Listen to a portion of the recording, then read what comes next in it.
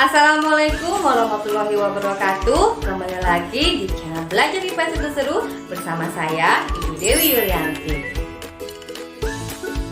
Dalam materi mengenai perdagangan antar negara dan antar pulau, kita mengetahui bahwasanya setiap daerah memiliki sumber daya alam yang berbeda, dan dalam rangka memenuhi kebutuhan daerah masing-masing, maka terjadilah jalinan kerjasama atau komplementer regional atau saling ketergantungan antara satu daerah dengan daerah lain.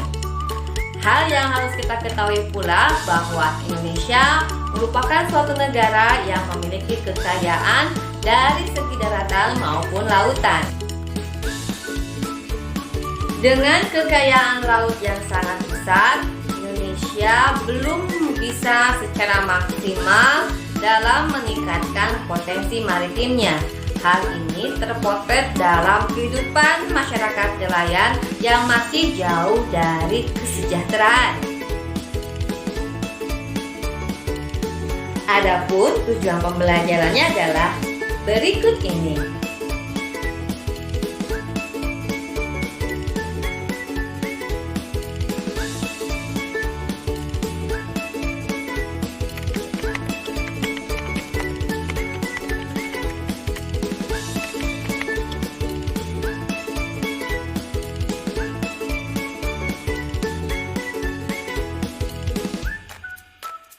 Hal yang sudah kita ketahui pula bahwasanya Indonesia memiliki kekayaan yang melimpah ruah baik dalam segi daratan maupun lautan. Dalam hal kelautan, Indonesia memiliki potensi maritim yang sangat melimpah. Bagaimana kekayaan Indonesia dalam segi maritim itu? Yuk kita simak materinya berikut ini. Penguatan ekonomi maritim. Apa perbedaan antara ekonomi maritim dan ekonomi kelautan? Coba perhatikan gambar berikut ini.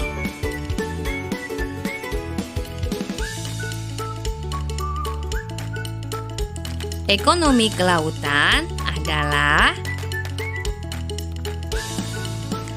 kegiatan yang dilakukan di wilayah pesisir pantai yang menggunakan sumber daya alam dan jasa lingkungan kelautan. Sedangkan ekonomi maritim adalah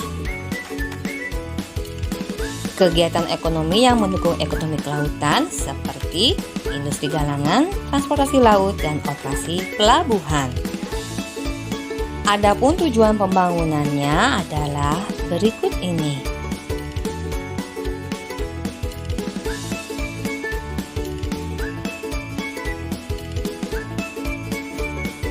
Kekayaan laut Indonesia terdiri dari perikanan. Indonesia menduduki urutan kedua oleh FAO tahun 2012 dalam statistik perikanan dunia. Kedua, garam, rumput laut, hewan dan terumbu karang, dan masih banyak lagi ya. Bagaimana kondisi ekonomi maritim Indonesia? Dalam sektor pelayaran, kondisi Indonesia masih belum naik. Sistem pelabuhan dan industri galangan kapal masih rendah. Adapun sektor perikanan, pertambahan kawasan budidaya ikan masih sangat kurang. Adapun dalam sektor pariwisata bahari memiliki efek ganda, yaitu menyerap tenaga kerja, menambah devisa negara,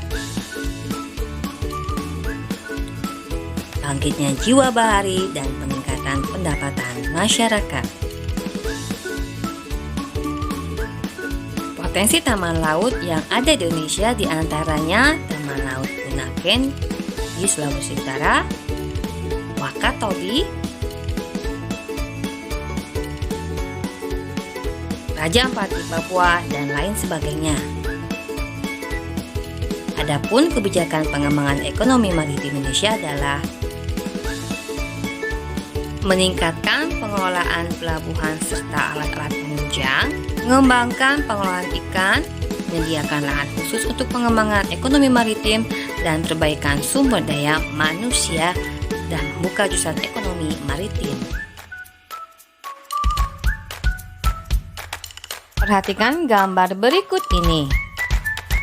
Menurut kalian, gambar tersebut termasuk jenis pengembangan ekonomi kelautan ataukah ekonomi kemaritiman? Bagaimana dengan gambar berikutnya? Nah, menurut kalian gambar tersebut jenis pengembangan ekonomi kelautan atau ekonomi maritim? Dan yang terakhir, uraikan 3 usaha mengembangkan potensi maritim Indonesia. Nah, anak-anak, demikianlah penjabaran materi mengenai potensi kemaritiman Indonesia. Ibu harap kalian dapat memahaminya dengan baik.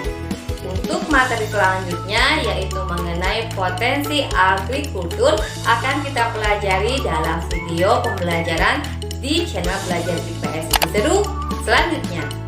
Terima kasih. Assalamualaikum warahmatullahi wabarakatuh.